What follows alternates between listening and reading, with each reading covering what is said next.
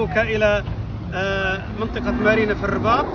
وكذلك أريد أن أقول أنه طولت الطريق على الأخ بالغلط، يبدو لي لفيت مدري وين رحت، من خربطة عميان.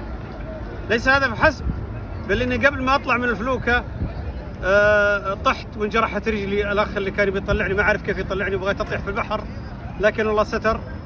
هنا في الحجار قبل ما أصور في يعني حيز بين حجرتين، حيز كبير يعني، أيضا سقطت في رجلي وسقط الحذاء. حاولت أطلع الحذاء ويبغى له سنارة حتى يطلع، لكن الحمد لله أنه طلع. عموما نحن الآن تحديدا في الرباط في منطقة مارينا مثل ما قلت، وسنتجه إن شاء الله إلى مكان مهم جدا على كل إنسان إذا أتى إلى المغرب أن يأتي إليه.